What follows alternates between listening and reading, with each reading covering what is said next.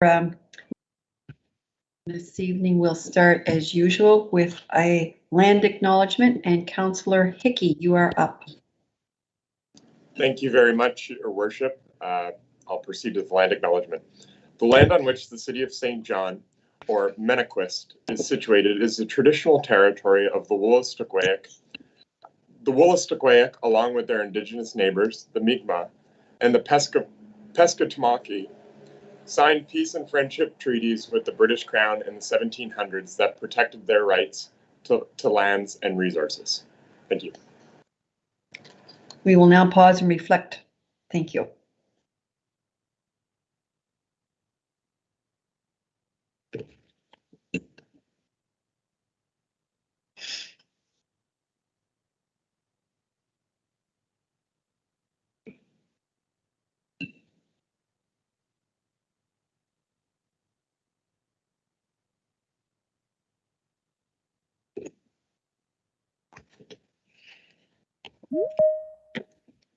Okay.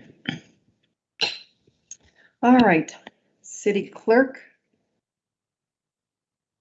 over to you for the next item, please. Thank you, Your Worship. And just for the record, I wanted to clarify that I show all council members are in attendance presently. The first item on the agenda is 2.1, and this is for the minutes of September the 20th. Minutes of September the 20th, I'll need a motion. Councillor Redwan and Councillor Harris on the question. All in favor? Contrary minded? Motion carried. Thank you. Next item. Next, we have item 2.2, minutes of October the 4th. Need a motion. Councillor Redwan, Councillor Killen on the question. All in favor? Contrary minded? Motion carried. Next item. Next item, Your Worship, is approval of the agenda, and there are two additions proposed. They're both coming from Committee of the Whole, and the first addition would be 17.1. This is a Committee of the Whole recommendation with respect to South Willow Development's Agreement of Purchase and Sale, and also item 17.2, Malta Inc. Option Agreement. Malta Inc. option. Okay. All right, so I need a motion to approve the amended agenda. Councillor Redwan, Councillor Ogden on the question. All in favor? Contrary minded? Motion carried. Thank you. All right, City Clerk, next item. Next, we have item 4, which is the disclosures of conflict of interest. Okay, hearing no disclosures of conflict of interest, move on to the next item.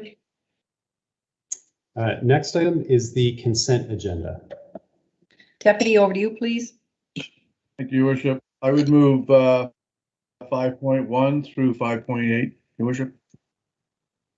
Okay, I need a seconder on that. Councillor Ogden, Councillor Redwan, you have a question. Go ahead. I do. Thank you, Mayor Reardon. Just wanted to ask, first of all, I just have a couple of great comments. 5.3, bilateral funding agreement. My goodness, this is over $1.1 million coming from federal government, and the provincial government is helping send out this money to us to help with a new roof for our wastewater treatment facility, municipal operations complex, and some upgrades to two of the fire stations. It's fantastic. So thank you so much to our other two levels of government for helping out with this. And I just wanted to ask a question about 5.7. Actually, I did want to ask about 5.7 about the money that is expected to go to Envision. I'm wondering, why was this not proposed in their budget that they already had? So I mean, they had taken on the work of the Fund A Key, so I'm wondering why we're looking to add to this. 5.8 are you talking about? 5.7, the proposed revision to the gas detection equipment? Oh yes, no, sorry, it is 5.8. Sorry about that. Okay, 5.8. We have, I think David Dobbelstein is here to take questions on 5.8, so you can direct your question to him. And what was your question again? I'm just wondering why this wasn't already proposed and would have been already part of their budget that would have been given. I mean, we've given them a lot of money already and they had taken on this project. So I'm wondering why this money kind of, came up as something not known. If you were going to take on the project, then you should know about it, I would assume. Mr. Dobbelstein, are you there? Are you there this evening? Yes, Your Worship. Okay, thank you. I'll pass it over to you. Your Worship, to the councillor, good question. Where this process happened was part of the transition. So this isn't money that is going to Envision for further work that they'll be doing as an organization. This is strictly to reimburse them for work that, in a sense, the city asked them to take on as a legacy item from the transition of Develop St. John. So Develop St. John was previously asked to project manage a lot of the work related to Fundy Key, and with the wind down of the organization, there was a risk of losing that expertise. So while the assets had to come back to the city, we still asked them to maintain that project management work with the caveat that we would work through a new policy for a new reserve so that we could reimburse them at a later date. And that's sort of where the time is now. So they've been working very closely with staff. This isn't new funds for them as an organization per se. It's just, in a sense, money in, money out. Thank you. Any other questions on this, on the consent agenda? All right, well, I'm just going to mention quickly to piggyback on 5.3. Councillor Redwan already mentioned it, but that's our bilateral agreement. So we received notification from the Regional Development Corp that the 3 applications were successful. We've been approved for $1.141 million or $1.141 million or 80% of the eligible cost towards the 3 projects. So that's pretty impressive to get the 80%. It's all good news. All right, on the question. All in favor? Contrary minded? Motion carried. All right, City Clerk, next item, please. Your Worship, next we have members' comments, item 6. All right, members' comments. Hang on here, I just have to.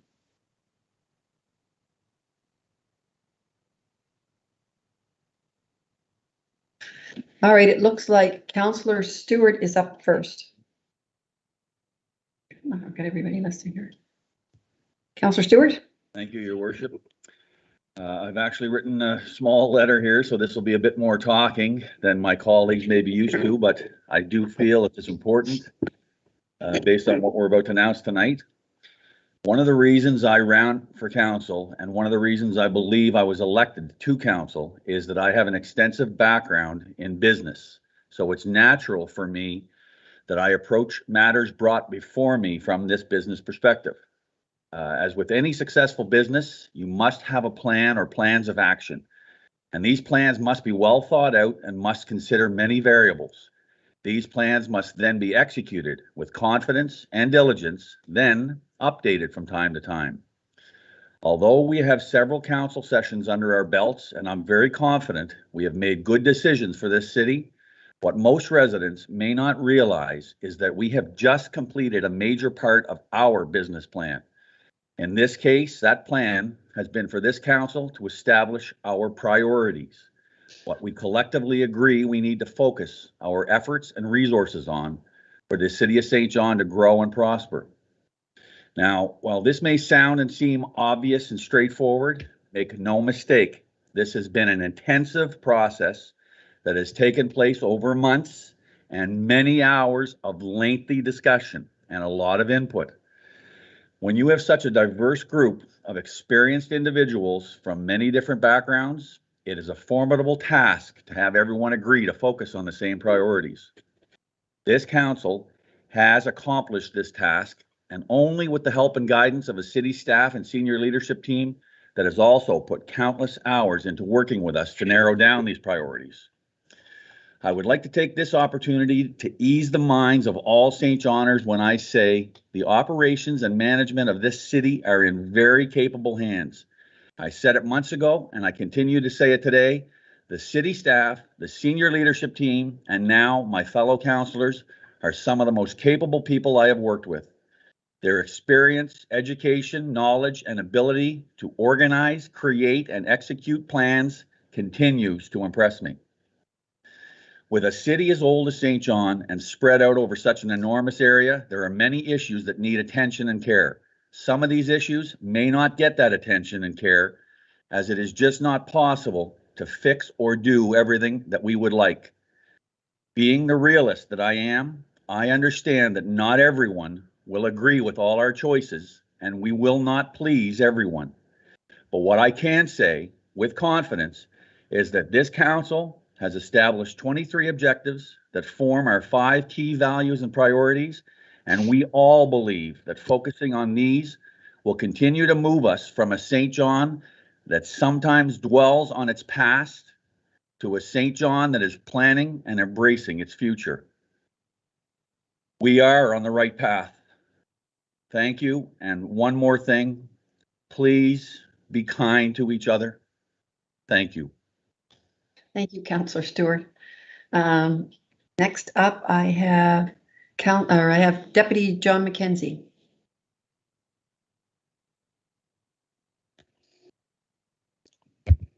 Thank you, Your Worship.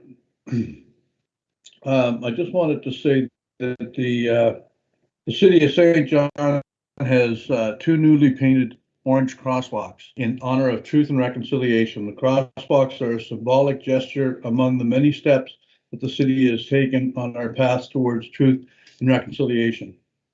The 2 crosswalks are located on King Square South and at the bottom of Chipman Hill. There's 7 feathers in the crosswalks, and they represent the 7 grandfather teachings recognized by many Indigenous communities in Canada. The teachings are love, respect, courage, honesty, humility, truth, and wisdom.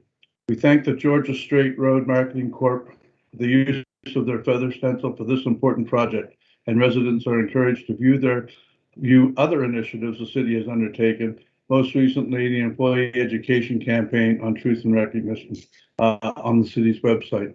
Thank you, Your Worship. Thank you, Deputy. Councillor Sullivan. Thank you, Worship. I really relish the opportunity to see city staff in action. And unfortunately, I got that opportunity 2 Saturdays ago when I attended the fire response to Glen Falls School. My wife happens to be principal out there, so when things went on, we ended up in the parking lot watching the action. And I must say to Deputy Chief Nickel, who was on scene, and the entire St. John Fire team who was there, it was a professional response.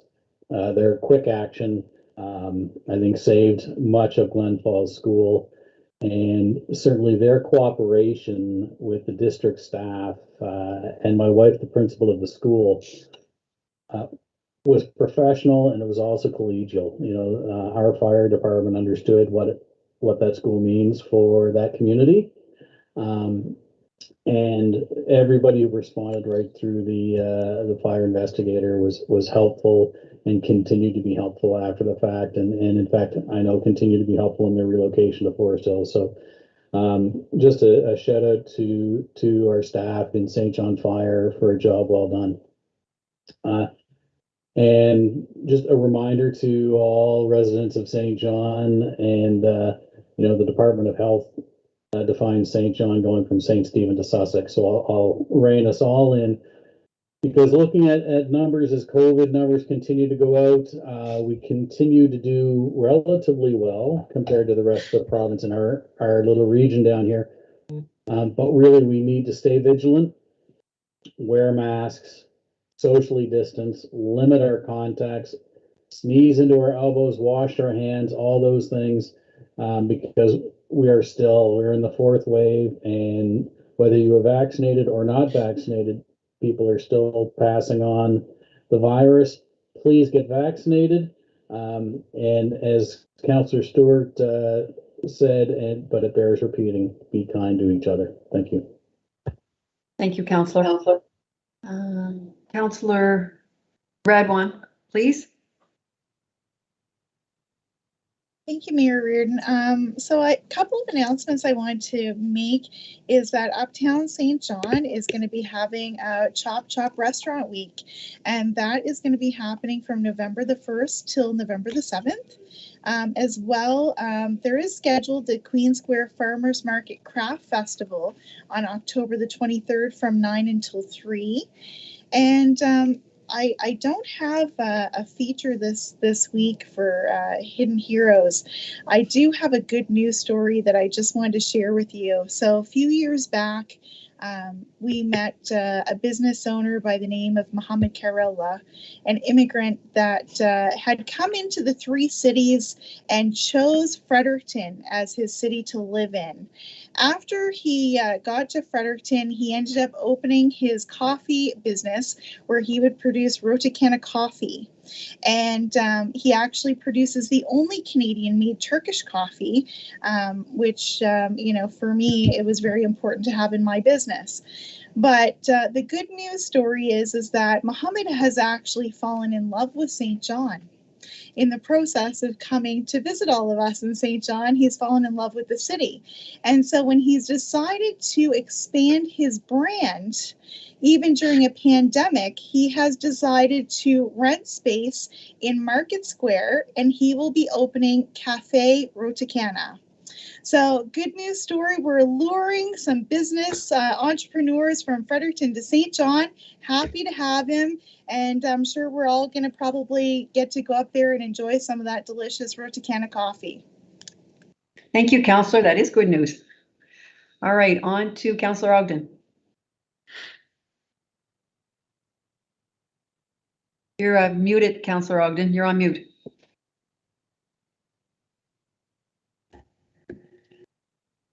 I would just like to say how beneficial and thoughtful it is to work with the senior staff when we're formulating ideas and they help us organize our thoughts. One of the reasons I ran was for population growth and economic growth.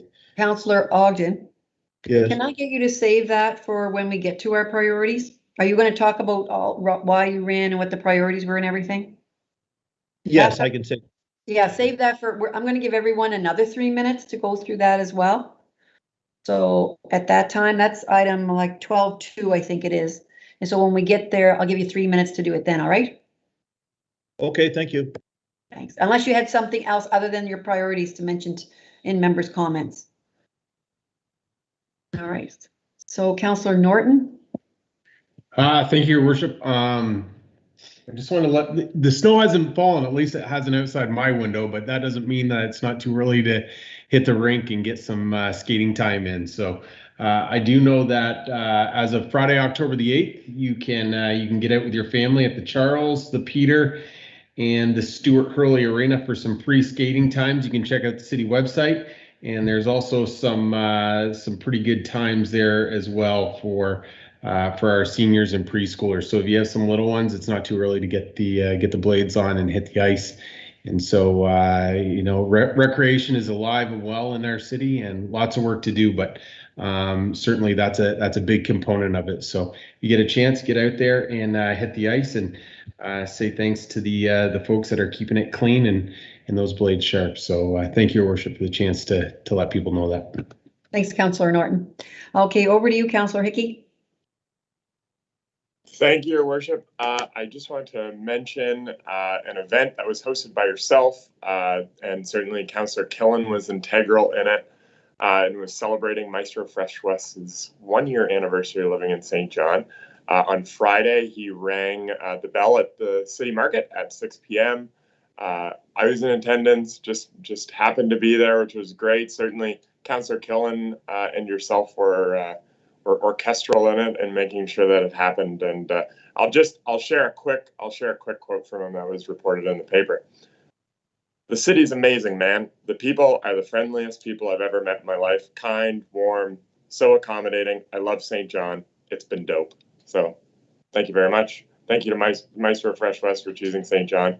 And I'll echo Councillor Radwan's shout out to Chop Chop as the council's appointee to the Uptown St. John board. I've got to plug Chop Chop, which is happening first week in November. So be sure to make a reservation.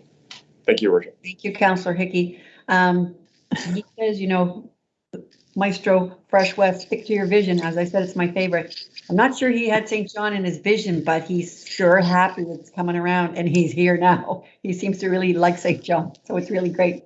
All right, Councillor Killen, over to you. I just wanted to follow on with that because I think it's a great story of how I was texted at 10 to 7 on a Saturday by our wonderful mayor and how excited she was to put this together. So I don't want to take very much credit for this at all because it was truly her worship who made sure that he was made to feel welcome, because he really has brought a lot of excitement and energy. Everyone's listening in on Friday nights on the wave. So it was a really cool thing to see come to fruition. So thank you, your worship, for that. Thank you, Councillor Killen, for your kind words. All right, anyone else? All right, I'll get everyone to put their hands down then, and we'll move on to the next item. Common Clerk. All right. Your Worship, yes, so the next item on the agenda would be the consideration of bylaws. And so the first item there is 10.1, and this is for a proposed zoning bylaw amendment with section 59 conditions at 110 to 128 Waterloo Street. This is a third reading, and Commissioner Hamilton will provide a brief overview. Commissioner Hamilton? Yes, Your Worship, members of council, before you this evening for third reading and approval of the Section 59 conditions is an application for a rezoning that was submitted by St. John Community Loan Fund for a property at 128 Waterloo Street. The purpose of the application is to permit a mixed-use development with supportive housing.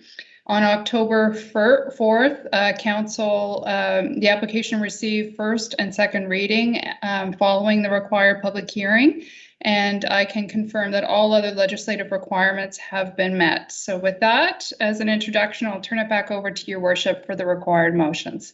Thank you. City Clerk, I'll turn it over to you for our first motion. Thank you, Your Worship. So this particular item has 4 motions required to approve it. And so the first one is a reading of the bylaw in its entirety. Okay, so I'll need a mover for third reading of the bylaw in entirety. Councillor Hickey and Councillor Killen on the question. All in favor? Contrary minded? Motion carried. A law to amend the zoning bylaw of the City of St. John. The zoning bylaw of the City of St. John enacted on the 15th day of December 2014 is amended by amending Schedule A, the zoning map of the City of St. John, by rezoning a parcel of land having an area of approximately 1,716 square meters located at 110 to 128 Waterloo Street, also identified as PID numbers 000-13748, 550-39887, 000-13714, 000-13730, 000-13722, and 550-39879 from neighborhood community facility to general commercial pursuant to a resolution under Section 59 of the Community Planning Act. Next, Your Worship, we also need a motion to approve this third reading by title. Okay, I need a motion, Councillor Norton and Councillor Radwan on the question. All in favor? Contrary minded? Motion carried. A law to amend the zoning bylaw of the City of St. John. Next, we require a motion to rescind the previous Section 39 conditions that were imposed on this property.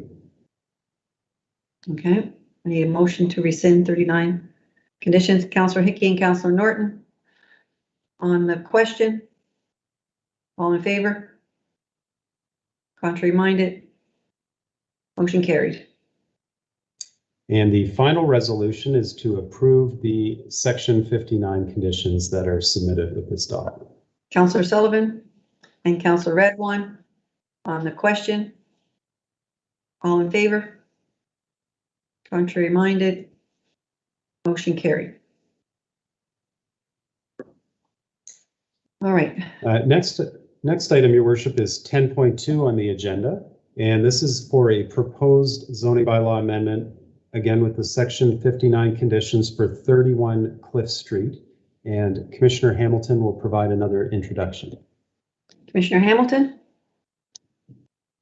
Yes, Your Worship, members of council, before you this evening for third reading and approval of the required Section 59 conditions is an application for rezoning, which was submitted by Steepleview Developments for a property at 31 Cliff Street. The purpose of the application is to permit a multiple residential building, which features affordable housing units and a daycare. The application did receive first and second reading following the required public hearing on October 4th. And I can confirm that all other legislative requirements have been followed. And with that introduction, I'll turn it back over to Your Worship for the required motions. Thank you. Okay, City Clerk, first motion. So this one requires 3 motions in total: approval of reading in entirety, an approval of reading by title, and then Section 59. Okay, so we'll take the first one then. A reading by entirety, third reading by entirety. Councillor Kilman and Councillor Sullivan. On the question, all in favor? Contrary minded? Motion carried.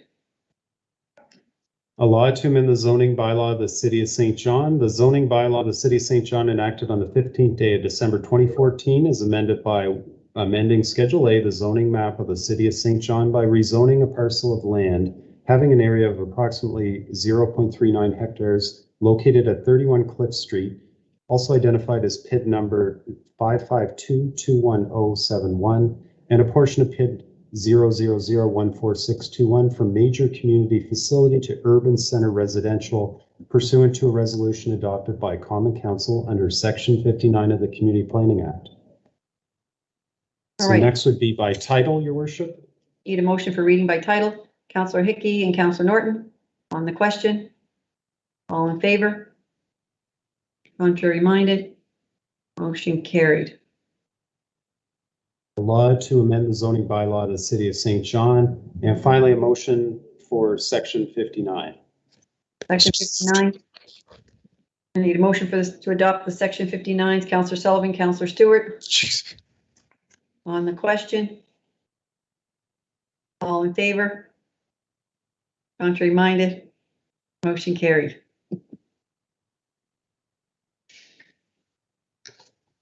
All right, next item.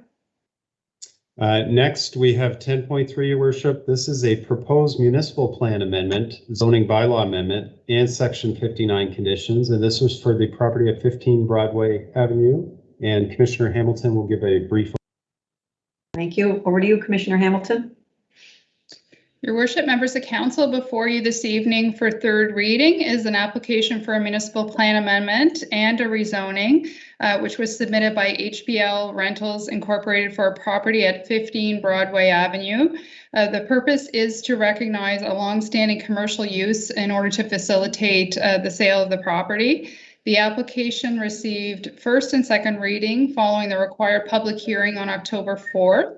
And I can confirm that all other legislative requirements have been followed. And with that, I'll turn it back over to you for the required motions. Thank you. Your Worship, just quickly, I missed that this was on the agenda this evening. I do have a conflict on it, so I'm just going to mute and turn my camera off. Thank you, Councillor Hickey. All right, so City Clerk first. Yes, so Your Worship, the record will show that Councillor Hickey has declared a conflict for item 10.3, and the minutes will reflect that he has withdrawn for this item. So for this one, Councillor Harris, did you have a question? No, I'm just going to move the recommendation, Your Worship. Sorry. Oh, okay, sorry. Thank you. Right. This one's a bit complicated, Your Worship. There are 5 motions, so I'll just go through them one at a time, just to simplify. So the first one we need to consider is the municipal plan amendment reading in its entirety. Okay, so I've got Councillor Harris is moving that, and Councillor Sullivan on the question.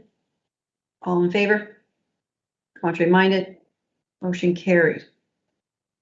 A law to amend the municipal plan bylaw. The municipal plan bylaw of the city of St. John enacted on the 30th day of January 2012 is amended by redesignating Schedule A of the municipal development plan land having an approximate area of 0.29 hectares located at 15 Broadway Avenue, my apology, also identified as PID number 002-99248, PID number 003-00814, an undeveloped portion of public street from stable area to employment area, and redesignating on Schedule B, the municipal development plan, land having an approximate area of 0.29 hectares located at 15 Broadway Avenue, also identified as PID number 002-99248, PID number 003-00814, and an undeveloped portion of public street from stable residential to commercial corridor.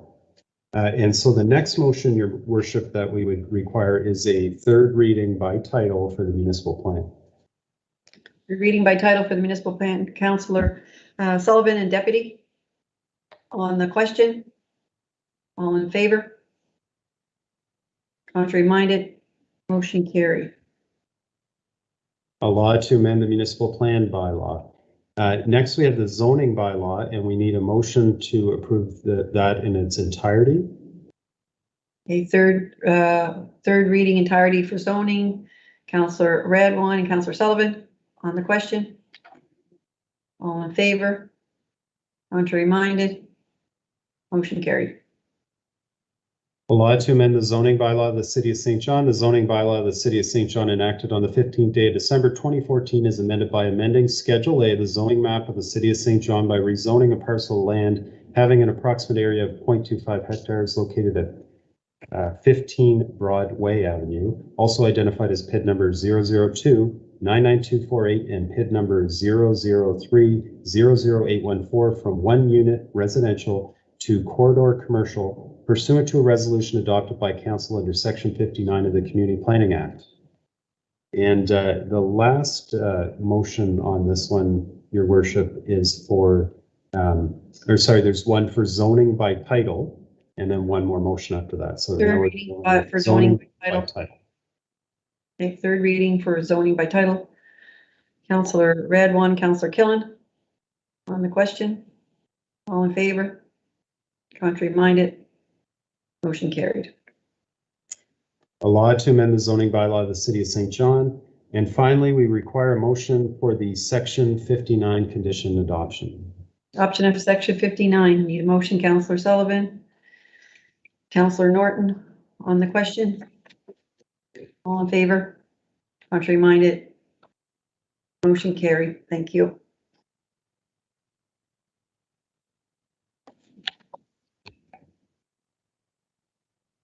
And Councillor Hickey can return now that we have dealt with item 10.3. There he is. Okay, I see Councillor Hickey. So the very last item under the consideration of bylaws is 10.4, and this is for a procedural bylaw amendment to council's procedural bylaw with respect to internal audit charter. And we'll have the general counsel give a brief overview of this. Ms. Tompkins, over to you, please. Thank you, Your Worship. Good evening, members of council. At the meeting of this council of July 26, you resolved to approve an internal audit charter and to add it to your procedural bylaw. Staff proceeded to draft a bylaw amendment giving effect to that decision of council and presented it again on October 4th, where council gave that bylaw amendment first and second reading. This evening before you is that very bylaw amendment for third reading. Thank you. Okay, City Clerk, over to you for our motions. So this one's simple, 2 motions. First one reading in entirety for third reading and then by title. Okay, so third reading by entirety, Councillor Sullivan and Councillor Radwan on the question. All in favor? Contrary minded? Motion carried. A bylaw respecting the procedures of Common Council of the City of St. John. The bylaw respecting the procedures of Common Council of the City of St. John enacted on the 3rd day of May 2021 is hereby amended as follows by adding the following Schedule C, financial policies, immediately after number 9, FAS-021 budget monitoring policy. And number 10, internal audit charter. Okay, next motion. The approval of third reading by title. Third reading by title. Councillor Sullivan, Councillor Radwan on the question. All in favor?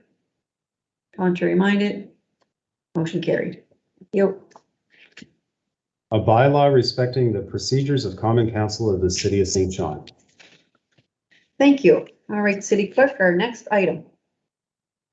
Next item, Your Worship, is under business matters, and it's item 12.1 on Council's agenda. And this is a presentation on district energy systems, and Commissioner McGovern will provide a brief overview. Commissioner McGovern. Good evening, Your Worship, members of Council. This evening you'll hear a presentation on the district energy system.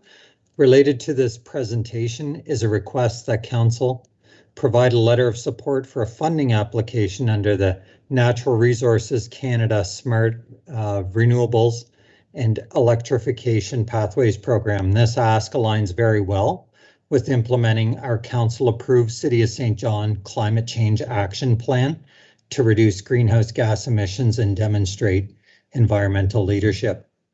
Working jointly on this project are John Rathbone and Dr. Jamie Stephen, and our very own Samir Yamin.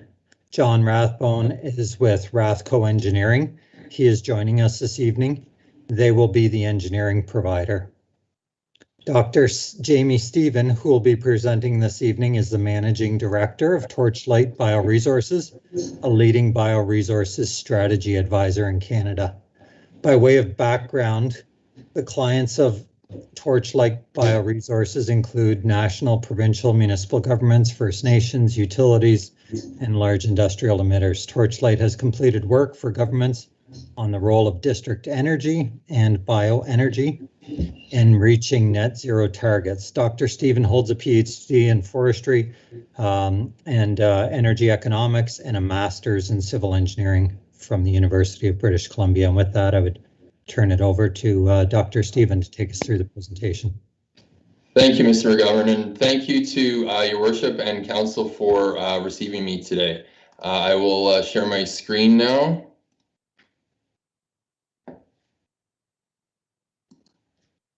Okay, so today I'll be speaking about district energy systems and the proposed feasibility study, which we hope to complete for you.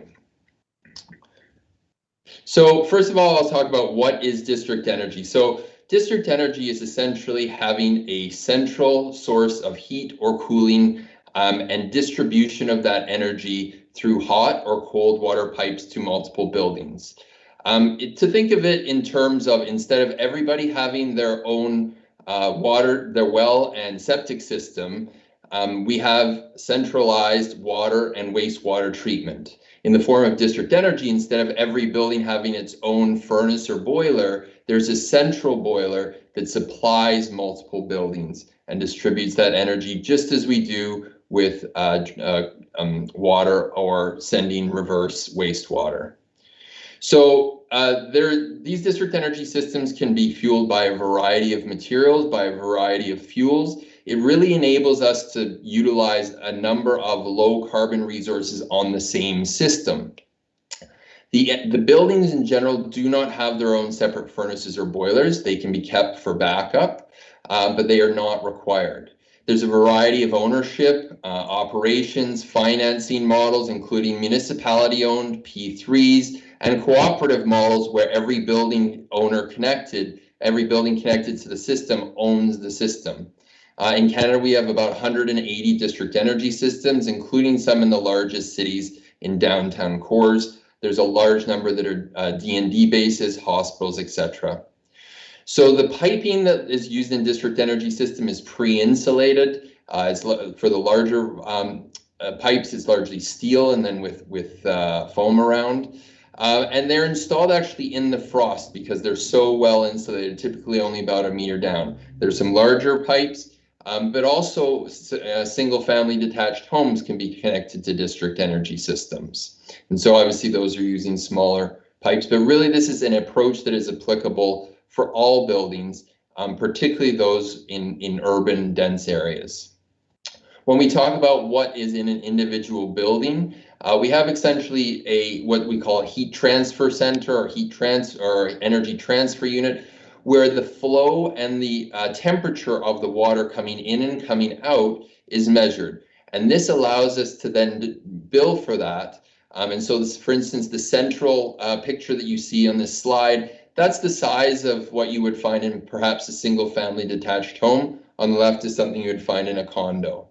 For larger buildings, whether they're commercial, institutional, multi-unit residential, we typically have custom energy transfer stations that transfer the energy from the distribution network to the internal heating systems within each building, whether that's radiators or in-floor heating, hydronics, or air handlers, so forced air, for example.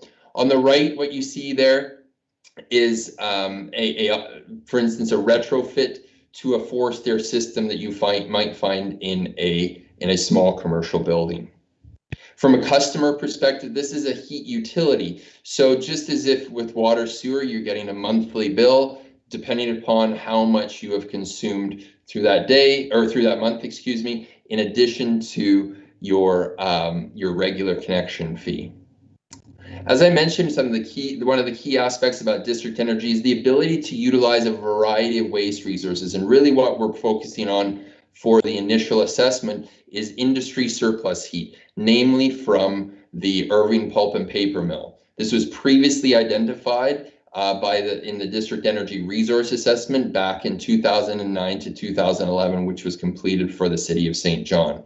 However, it really enables a variety of resources, including wind energy, solar thermal, heat pumps, biomass, and waste energy. In terms of the pulp mills, the utilization of waste heat from a pulp mill, this is a very common approach, in particular Sweden and Finland. The city in the center here is a city called Varberg. They developed a transmission pipeline that sends water 20 kilometers from the pulp mill that's nearby to the city. This was a city on natural gas, and most of those buildings have now been disconnected from natural gas and connected to the city-owned district energy system. Another key aspect of district energy is the ability to store energy in a very low-cost form, in the form of hot water. It's dramatically lower cost to store energy, thermal energy, in hot water than it is to store it in, for instance, lithium-ion batteries. And so this also doesn't, as these images show, this can also be a real focal point. There's actually even thermal energy stores that have restaurants on top. So stepping back, and why does this make sense for the City of St. John? Well, across on a macro level, Canada is the highest in the world in terms of heat consumption per capita for building space and hot water demand. This makes sense. We're a relatively cold country, but we have relatively large buildings. When you look at the countries that are even within range of us, they're largely the Nordic countries, so Finland, Sweden, and Denmark. When you look at other northern countries, though, what you can see is that Canada is an absolute laggard when it comes to district energy. The key point here, and so for instance, if you're in Denmark, approximately 70% of the population receives their heat through a district energy system, and this is obviously very high in Sweden and Finland as well. The key point here for decarbonization, though, is the northern countries that have the highest penetration of district energy also have the highest market penetration for renewable energy within their overall energy sector, because district energy is really enabling infrastructure for decarbonization. So I would argue it's in fact essential. So why district energy? It's future-proof infrastructure for cities and towns. It's proven. There is no technology risk here. It allows energy storage and in particular electricity peak shaving. It enables the use of multiple low carbon energy resources, whether that's electricity or biomass or other types of, for instance, industrial waste heat. It's highly applicable, obviously, for St. John, which has a competitive advantage in terms of the trades. And it is quite simple to operate. I mean, compared to water sewer, you're talking about a closed water system versus water sewer, you're actually having to treat it. So if you can do water sewer, you can definitely do district energy. Key thing here economically is expenditures stay in the community. And if it's owned by the municipality, it actually creates income for the municipality. In general, we spend a lot more money on heating our buildings than in water sewer service. Can also be operated as a not-for-profit, whether that's owned by the municipality or a cooperative. Finally, when we talk about decarbonization, and this is true of not St. John, but all municipalities in Canada, is jurisdiction. What do you have jurisdiction over in terms of decarbonization? And municipalities generally don't have jurisdiction over, for instance, transportation, but they do have jurisdiction over local heat networks. I wouldn't come to you without a mechanism for how to actually get these things built. And as I know that you're very successful over the past year, and I congratulate you in securing funding for your Uptown Water Sewer project, so you're well aware of the Investing in Canada infrastructure program. If funding flows to municipalities, this covers 73.3% of the project costs. But the key thing about the green stream within the ICIP is that 50% of the funds must be spent on greenhouse gas reduction projects. So in terms of the proposed feasibility study, what we're hoping to do for you, the overall goal is to complete this feasibility study. We have no desire just to do a study for the sake of a study, is to get you to the point to provide line of sight to securing Investing in Canada infrastructure program dollars for a district energy system. So within the scope of the feasibility study would include a citywide master plan for all buildings in St. John. This would include a building database estimating the heat demand of all buildings. Then we would go into a lot more detail on specifically the South Central Peninsula, including Uptown, South End, and Waterloo Village. This would include obviously the network, but also what the heat transfer units within each building look like. We would also assess, obviously, the energy resource in terms of large heat pumps at the pulp and paper mill, Irving Pulp and Paper, the transmission pipe from across the bridge, and also auxiliary backup supply. We'd also include a community engagement plan, triple bottom line analysis of social, economic, and environmental impacts, and then work with you on determining what the utility would look like in terms of financing, ownership, operations, etc. Finally, I want to speak to the goal, as I say, is to get to the point of being able to secure ICIP funding. And we plan, even though we are to be the applicant, we would plan to work as if City of St. John is the client. So that is why today we're asking the council for a resolution to support the application and a commitment to provide in-kind support through staff time. Thank you very much. Thank you, Dr. Stephen. What I would like to do is I'll get, if you stop sharing your screen, I'll see if there's any council that have any questions for you this evening. Perfect. I just want to say myself right off the hop that I find the recovery of energy a fascinating, area.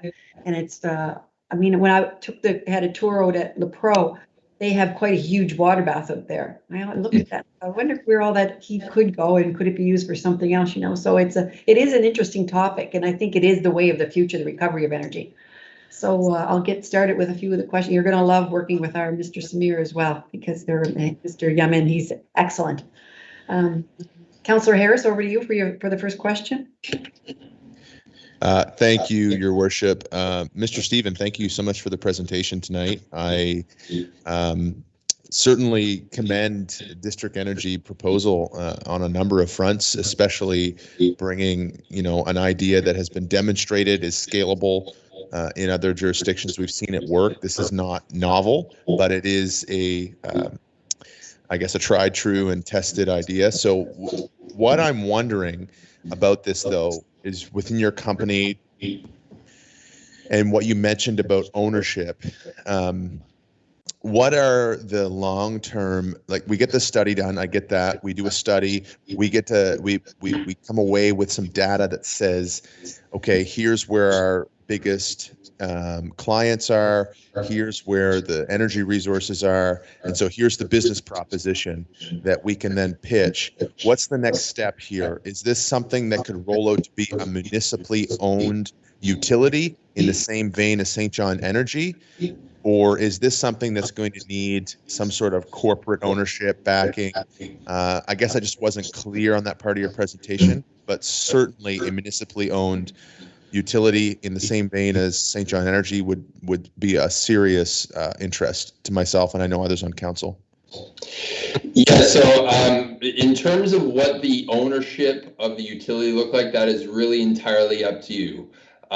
So it absolutely, the most common form of district energy is municipality owned and cooperatives in Europe. In Canada, we tend to have a lot more private systems. And when I say private, it essentially mean pension fund owned. So for instance, Enwave in downtown Toronto is owned by the Ontario Teachers Pension Plan. And so because it's very long-lived infrastructure, it tends to fit the investment profile of pension funds. Having said that, it's quite high capital cost infrastructure. And the key thing is obviously we need all the building owners to connect, and they're only going to do that if it's affordable. And so that's why I bring up the Investing in Canada infrastructure program, because in order to make the economics work, and we, even at a high level, we know that they will work if you get a 73% grant. This is a revenue generating activity, selling heat. And so, our kind of default position is yes, a municipality owned district energy system is most likely, but cooperatives are also quite common. In, for instance, countries like Denmark, there's about 400 district energy systems that are cooperatives where all the building owners own the system.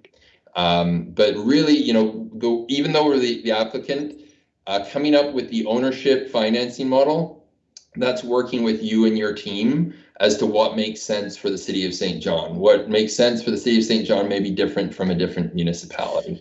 Yeah, I think I get your point there, Mr. Stevens. So I appreciate that.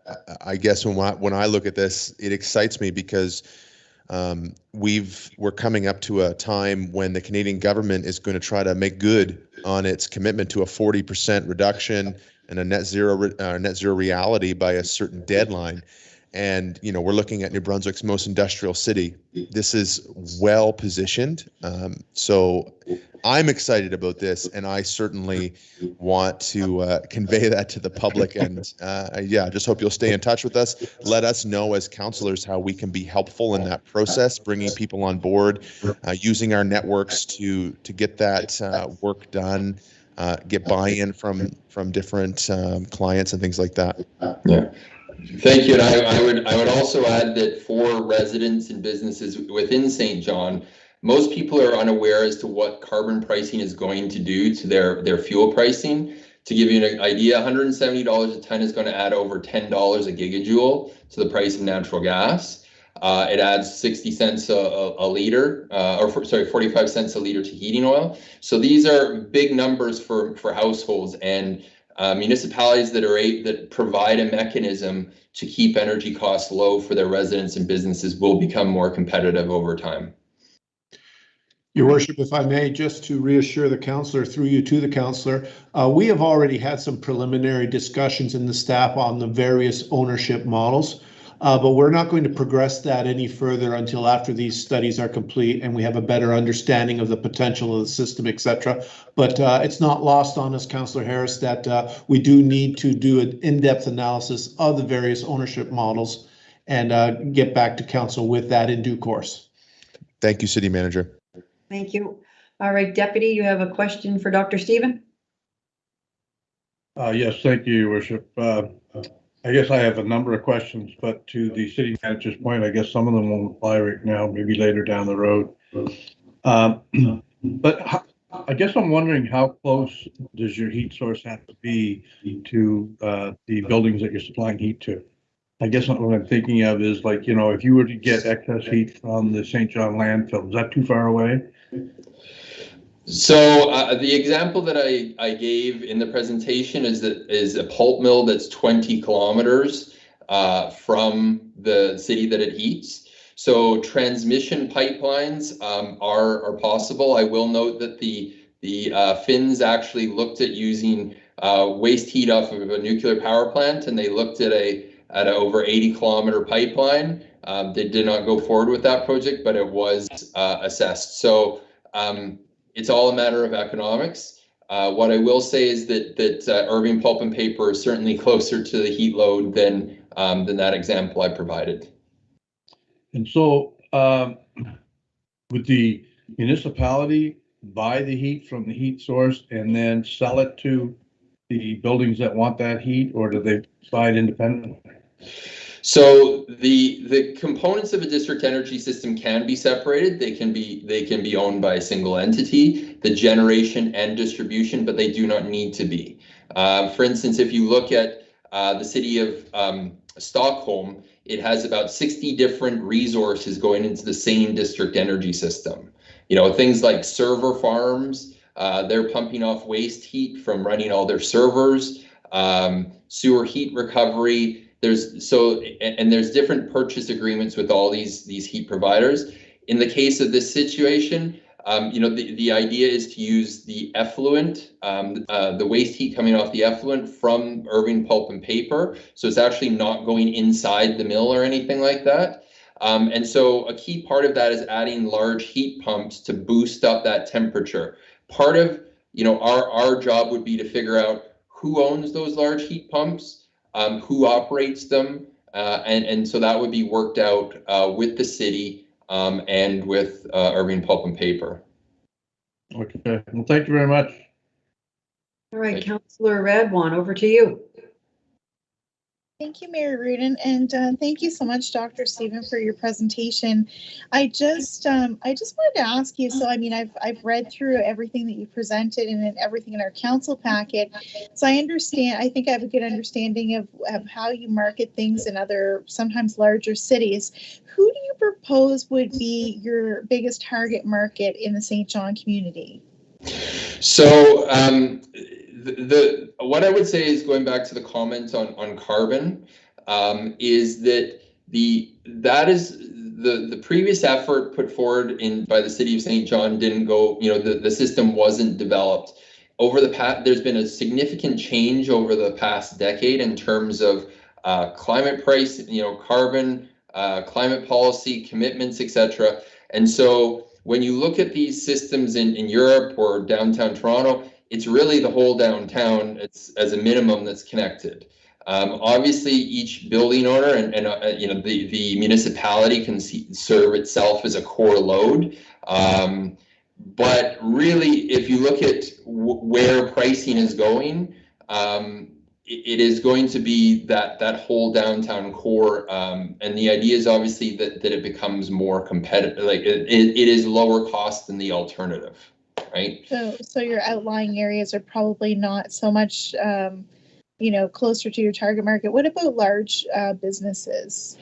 So absolutely, in terms of commercial buildings, in terms of industry, they sometimes need steam. If they need hot water, then that can still work. I will say that there's other opportunities for waste heat, obviously, as well. The district energy tends to be more economical the higher the density, the higher the heat density. So higher buildings closer together. That's why we tend to see district energy systems start in the downtown core of large cities. Having said that, if you go to Sweden, Denmark, Finland, many villages, small towns have district energy, and single family detached homes are connected. So what we're planning for this study is a master plan, essentially every building within St. John, and broken into zones based upon, a kind of building type, right? For you might have a residential neighborhood, and that's going to be a very different profile than uptown. And so the initial study is going to have that more detailed on the South Central Peninsula, but we will include plans for essentially a pathway for connection of other zones over time.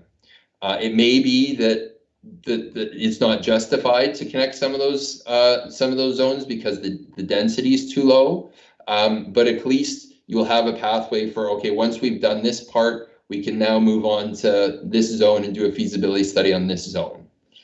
So in our municipal plan, we have 2 areas that are deemed to be like retail zones.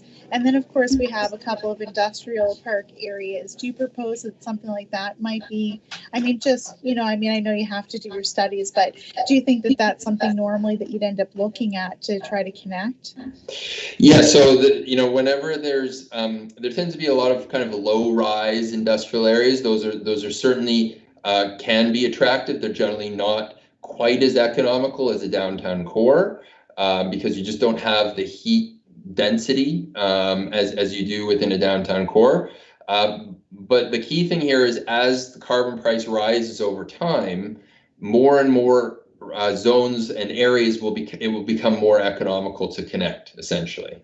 Right? Awesome. Well, thank you so much. I find these innovations great, and maybe because I don't have an engineering mind, I just really appreciate it. Thanks for your presentation. Thank you.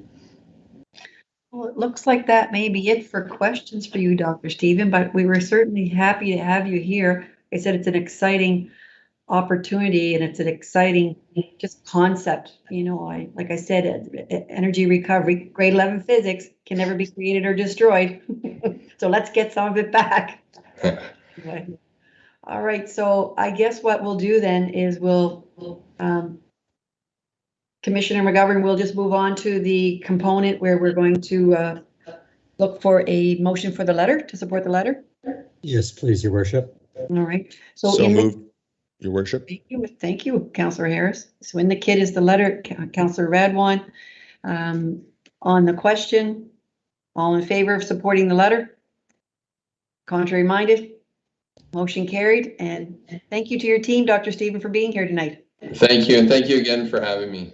Our pleasure. All right, City Clerk, next item. Thank you, Your Worship. Another presentations on the agenda, item 12.2, a presentation of Council's priorities from 2021 to 2025, and the City Manager will provide this introduction. John, over to you, please.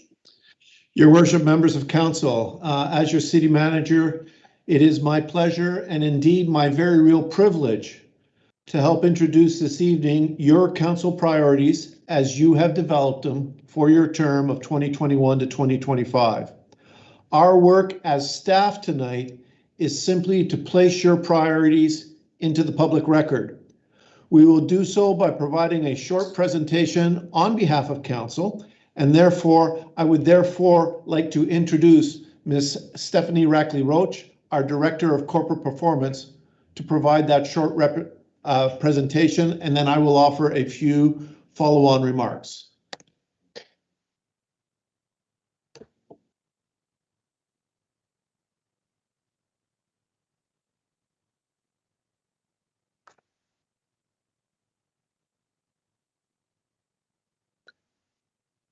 I'm just checking to make sure that you can, You're good. Perfect, thank you. Good evening, Your Worship and members of Common Council. I am pleased to present the highlights of Council's priorities 2021 to 2025. Council's overall focus is on growth. Achievement of this focus is supported by 5 priorities that reflect the needs and interests of our citizens. Grow, green, belong, move, and perform. Council's priorities reflect a wide range of objectives where we must focus time, people, and money to make a meaningful difference in the well-being of our community. Our objectives will serve to grow our city, ensuring a sense of belonging and a prosperous future for our residents and businesses. The achievement of these priorities is guided by several strategic plans, including Plan SJ, Play SJ, Move SJ, Long-Term Financial Plan, and related plans and policies. Council will use their newly approved priorities to guide decision-making during their term. As a next step, City staff will develop work plans outlining balanced actions that will be appropriately resourced to achieve Council's priorities and focus on growth. Members of Council came together over several sessions to reflect on what had been accomplished over the previous Council's term, current commitments, emerging opportunities and challenges, and public input to set a direction for their 2021 to 2025 term. Through open dialogue to build agreement, Council collectively identified 23 objectives to support the achievement of their 5 priorities. Under Grow, we value smart growth. Council will focus on population growth, branding St. John as a place to live and invest, property tax base growth, and working with partnerships to attract and grow businesses. With Green, we value our environment.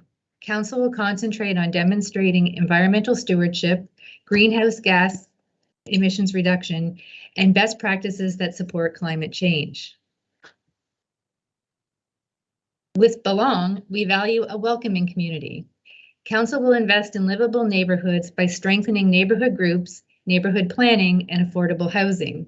Council will also focus on a vibrant city by cultivating community pride, fostering diversity and inclusion, and investing in parks and recreation.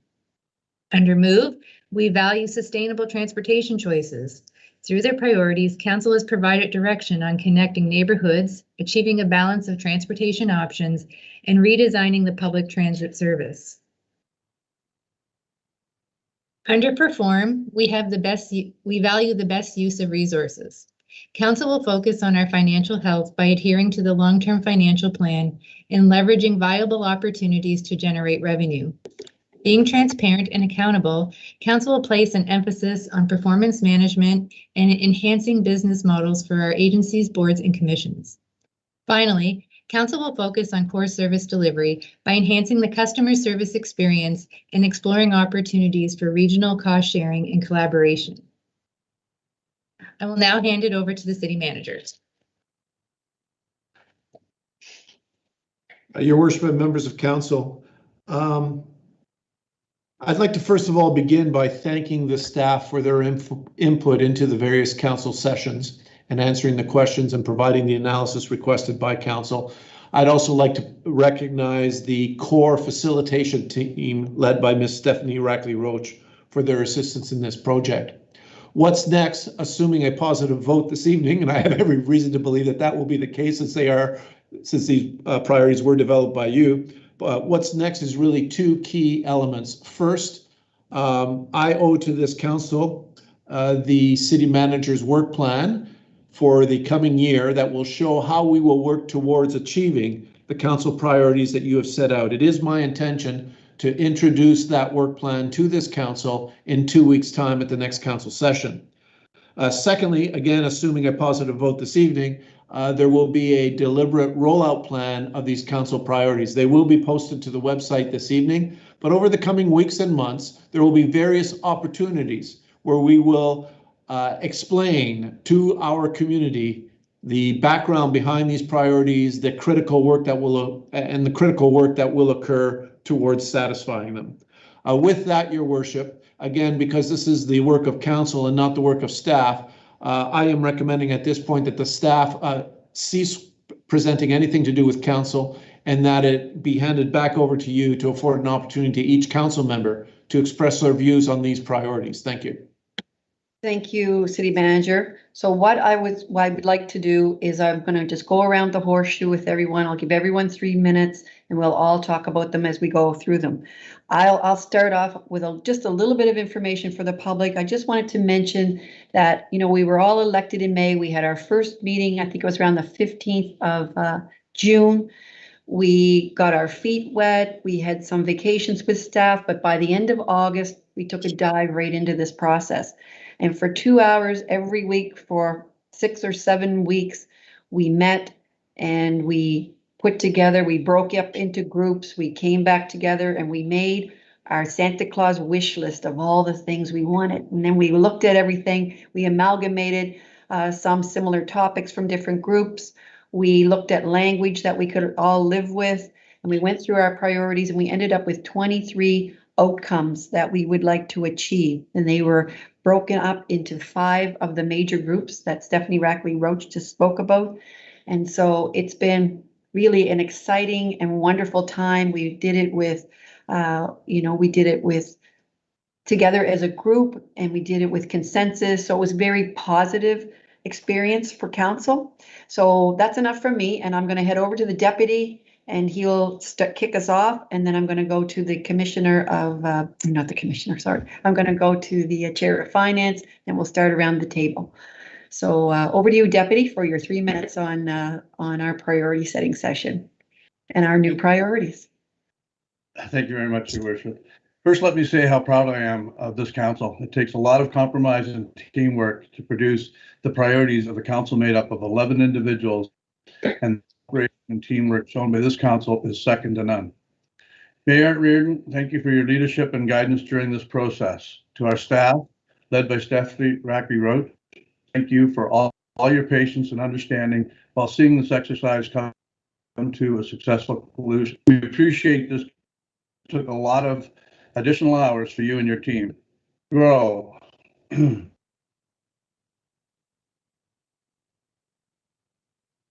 To a sustainable city, and is why this council has made it the #1 priority. Without population growth of 2% annually and property tax growth at 3% or above, all other priorities would be very difficult to achieve going forward. By using our outcomes and objectives under GROW, we will be able to obtain population and economic growth.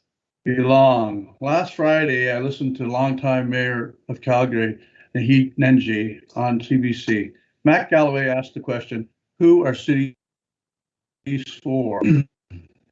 The mayor's response was, a city is for everyone. Canada's population is made up of 80% of people living in urban areas. He went on to say, urban issues are actually human issues. I believe he is right, and belong, in my opinion, is so very important. We want people of all walks of life, young and old, from all parts of the world, to feel welcome and belong in St. John. By strengthening our neighborhood groups, facilitate a mix of affordable housing in all of our neighborhoods, as well as implementing the other outcomes and objectives for Belong, I feel we will grow our population and have a city that belongs to everyone, and everyone will feel like they truly belong in St. John.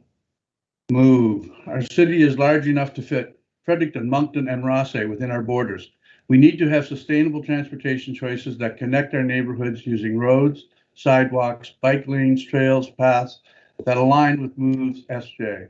A sustainable, dependable transit system built on data, innovation, and best practice, along with other outcomes and objectives under this priority, will help to ensure we can move within the neighborhoods of our city. Green. Our environment is extremely important, and green is a priority for the city of St. John. We will implement the City of St. John corporate and community greenhouse gas and energy action plans and continue to work to support St. John Energy with natural energy initiatives. By using the outcomes and objectives under our green priority, we will continue to reduce our GHG emissions and will make St. John a healthier place for people to live, work, and play. Reform. While growing our population and tax base using the guidance of our priorities, we must always value the best use of our resources. We need to continue to adhere to our plans, policies, procedures, and best practices to maintain and improve our financial health. We will continue to work with regional partners to explore opportunities for cost savings in the region. By using these and the other outcomes and objectives under Perform, we will ensure a brighter future for our financial health. With Grow, Belong, Move, Green, and Perform as our priorities, I look forward to working with my council colleagues to continue to make St. John a place where people want to live, work, and play. Thank you very much, Your Worship. Thank you, Deputy. I love that saying from Naheed Nenji that urban issues are human issues. He's so correct on that. Anyway, Councillor Sullivan, over to you, please. Thank you, As Your the Chair of Finance, you're integral in this new set of priorities.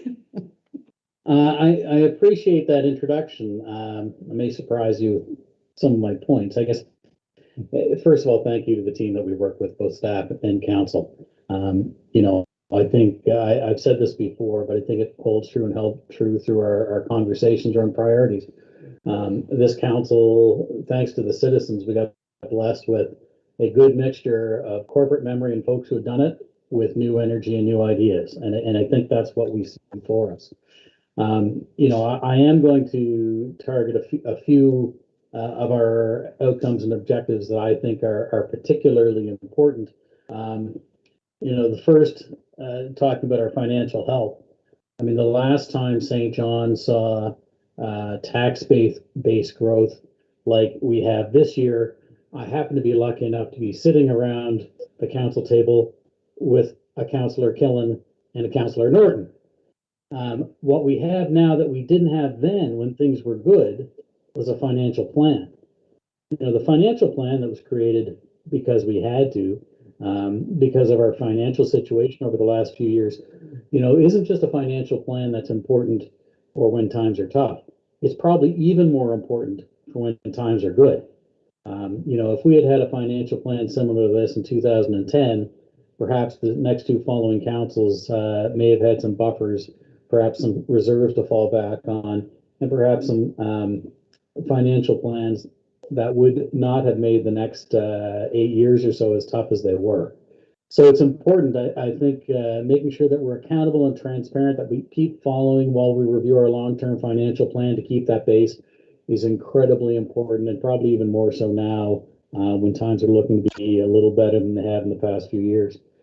I do want to skip, you know, we all get elected for different reasons. We all offer our time and energy to the city for different reasons.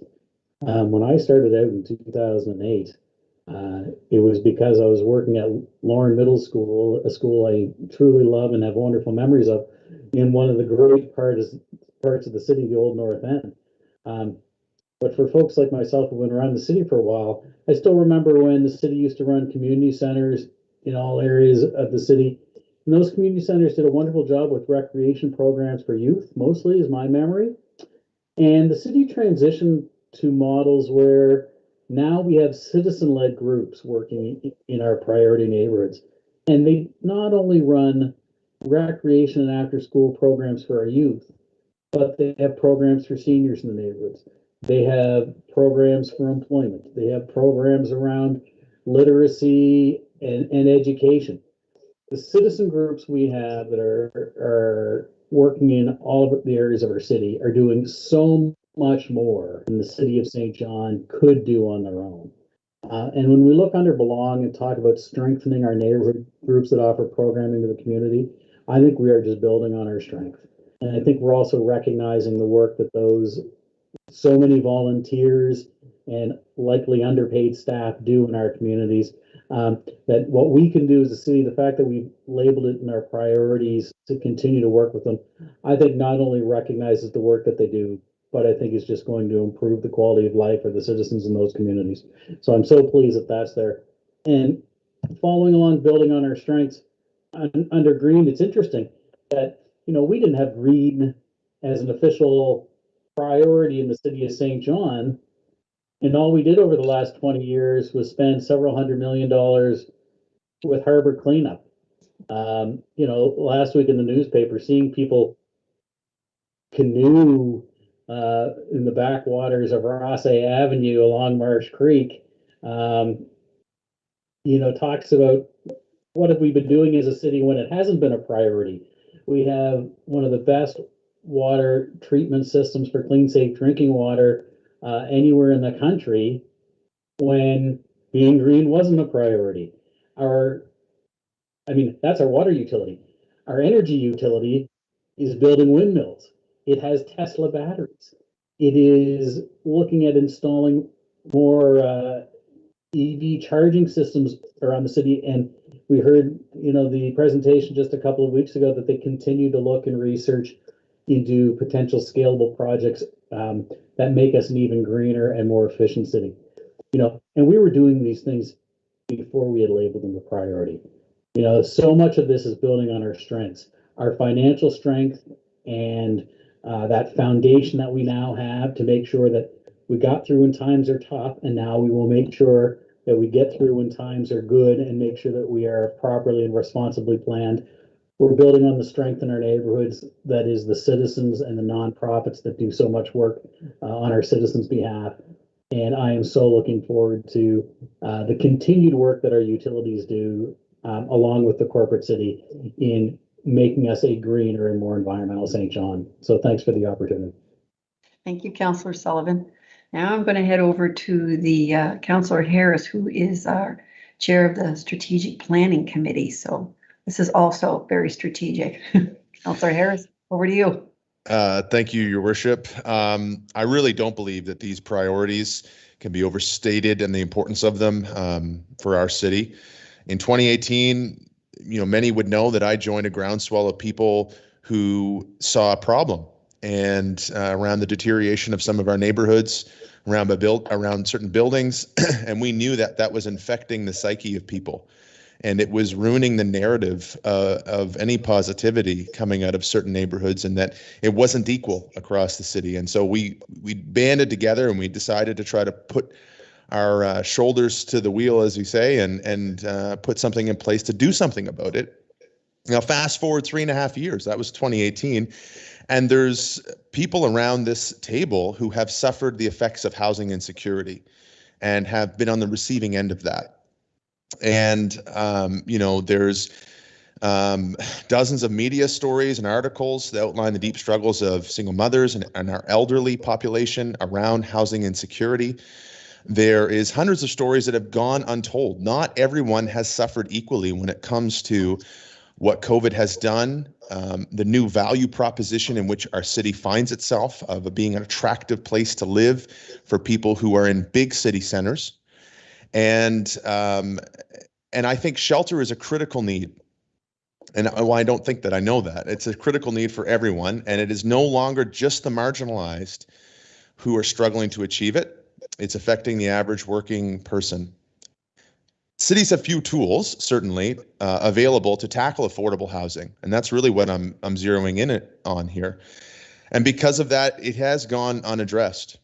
But I am proud to say, as a councillor at large here in 2021, that council is committing resources to change this.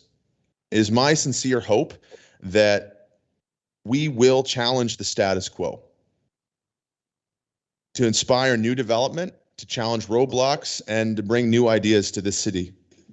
I am zeroing in on housing and that belong category of our priorities, and it is certainly the single most important one that I have pushed for change in.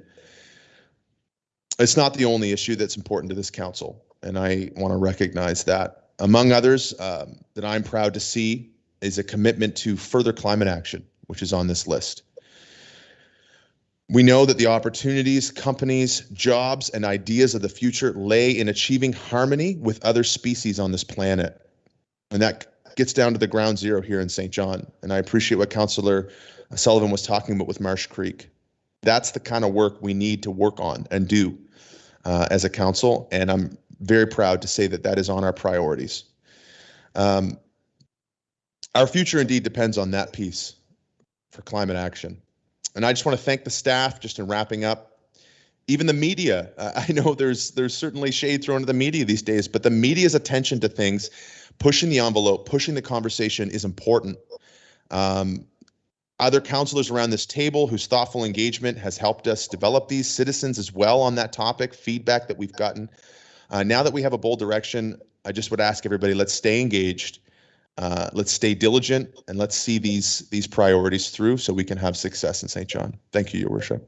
Thank you, Councillor Harris. Now I'm going to start with the ward, so I'll head this over to Councillor Norton next, please. Councillor Norton, if you're there. I haven't got you on my screen for pictures. That's all right, Your Worship. There you are. It's a little bit of musical chairs, so I don't know where you're going, so it keeps us all on our toes. So some healthy accountability for the virtual meeting this evening. It's interesting. By 2050, with the urban population more than doubling its current size, nearly 7 of 10 people in the world will live in cities. And with more than 80% of global GDP generated in cities, urbanization can contribute to sustainable growth if managed well by increasing productivity, allowing innovation and new ideas to emerge. So I think it goes back to the former Mayor Nenchi's comments that urban issues are people issues, especially that's where people are choosing to reside. And with that, the common denominator, as echoed by the World Bank in that quote, is growth.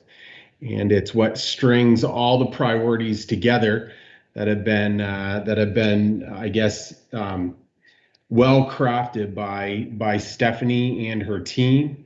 along with the leadership of our city manager and all of the senior leadership team and this council that has helped articulate it, but it's been well packaged and well groomed, ready for, I guess, public broadcast this evening by staff. So when you look at all of those things, I would go back. It harkens to growth, that grow, green, belong, move, and perform. All have chains of growth interwoven through them.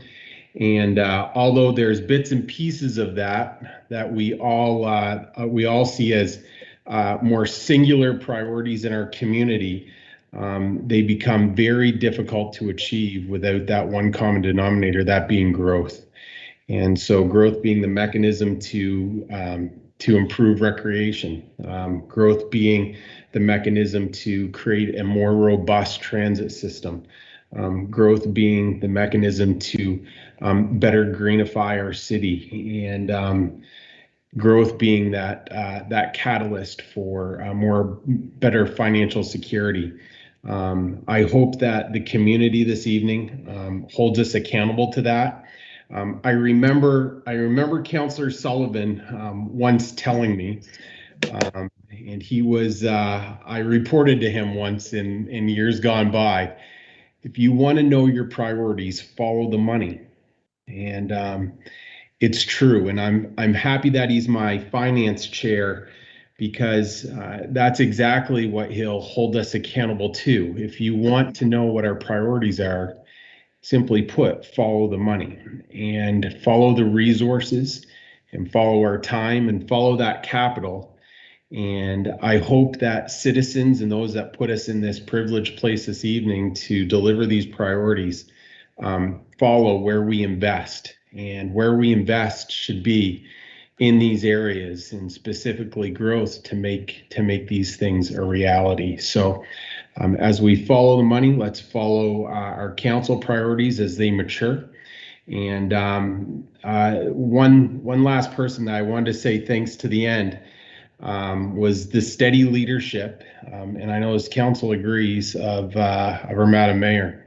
She has often let us speak first, and she goes last. And she's often gone ahead and brought us together where we have come apart. And for that, I want to thank her for her leadership. At the best of times, it can be like herding cats, and she is certainly becoming quickly an expert at it. And hats off to her. So thank you to all who are involved and my colleagues around the table. I think it reflects what the community wants to see in order to take us to that next step and leave the next 4 years better than when we found it. Thank you. Thank you, Councillor Norton, and I do appreciate your kind words.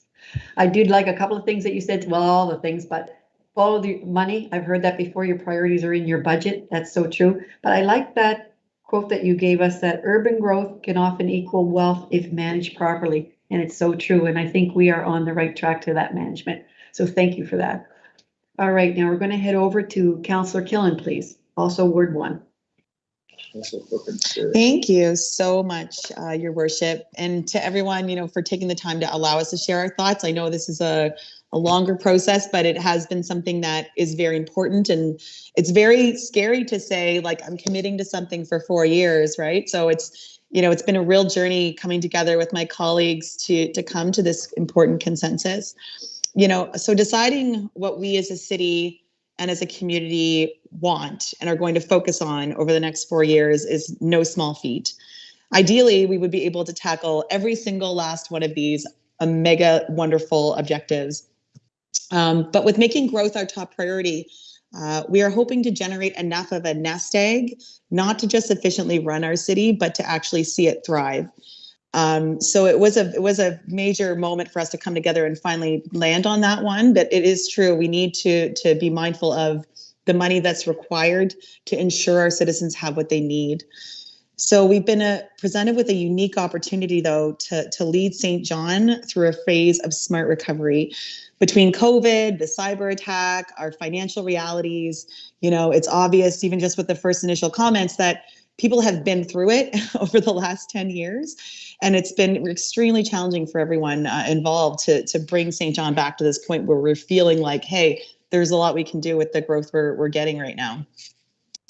So unfortunately, though, there will be no return to normal for us. This is, and I think this set of priorities seeks to create a balance with the path forward towards that new normal. We needed something to work towards and not against. So I feel like this set of priorities speaks about hope, it speaks about resilience, and it speaks about the actions we are actually going to take to try and build back better.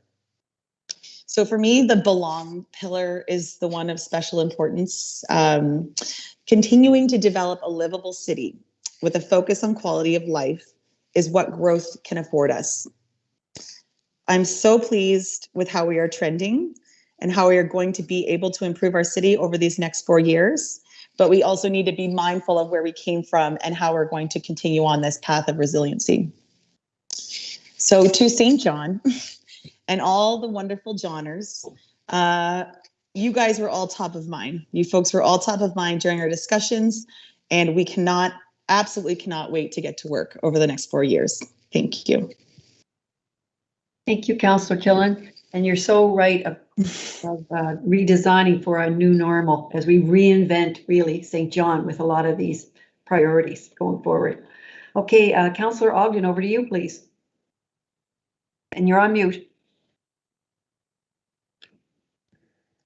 I would like to thank the mayor for her leadership, and it was a pleasure working with the council and their thoughtful actions and ideas, putting this plan together, and thanking the staff for organizing our thoughts, particularly Stephanie and her team.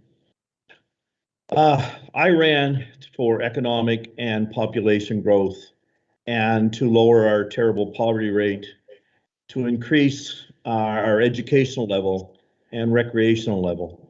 And I feel that with the population growth, and I really feel good that we can work with our very hardworking Member of Parliament, Wing Long, on getting more federal jobs. We lost about 5,000 federal jobs in the last 25 years, and I hope we can regain those. And also working with the Premier and our MLAs on the promise of reducing our property taxes and keeping the tax money that's generated in St. John, like the industrial tax, as St. John really needs that.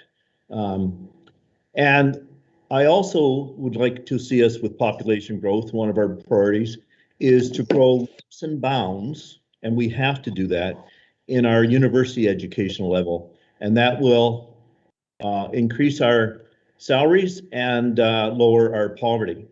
And I think those three things with the federal government, provincial government, and universities, our partners, when they see this beautiful plan that's put in place, very thoughtful, that comes from the level of government that is closest to the people, that is on the ground, they will understand that we really do want to grow and we have a plan. Thank you. Thank you, Councillor Ogden. And I think you're so right that it's our partnerships at the end of the day that really will make a difference for us. So I'm going to go over to Councillor Lowe now. Councillor Lowe, please.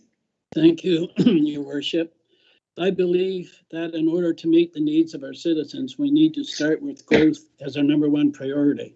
Without it, we would not be able to attain the other priorities that the citizens desire. With regards to residential, much of that has taken place today. We need to push the provincial government to reduce double taxation. And with this reduction, we should see apartments being built that would allow for more affordable housing. I also believe that Plan SJ could help with residential growth. I would like to see us work with our partners to create opportunities for small businesses. With small businesses, we could utilize incentives and provide motivation to help grow these businesses outside the ordinary box. We should work with CP, which has left 25 years ago and just came back, to expand the waterfront, utilize our industrial parks.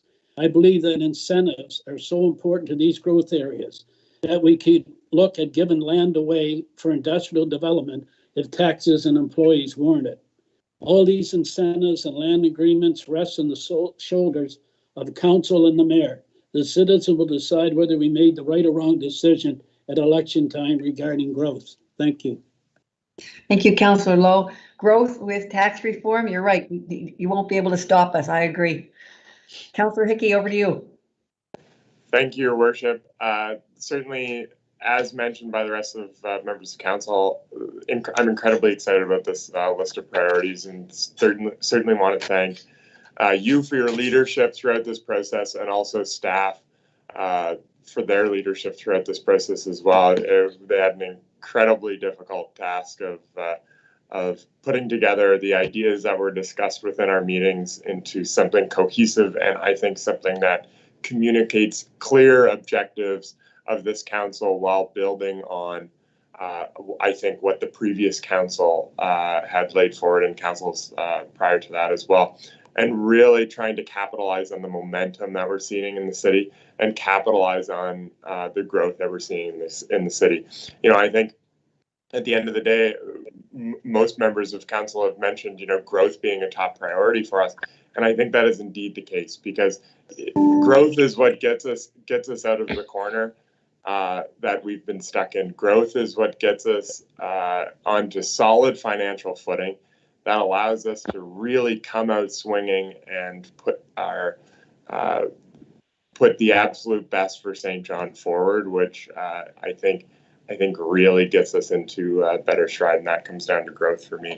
When I look at our plan from a public safety perspective, as the chair of our newly formed public safety committee, I really look to efforts of regional cost sharing as huge steps in a direction for not necessarily developmental growth, but I think partnership and relationship growth and strategy growth, and also efficiency growth in the city as well. And I think that's a huge step.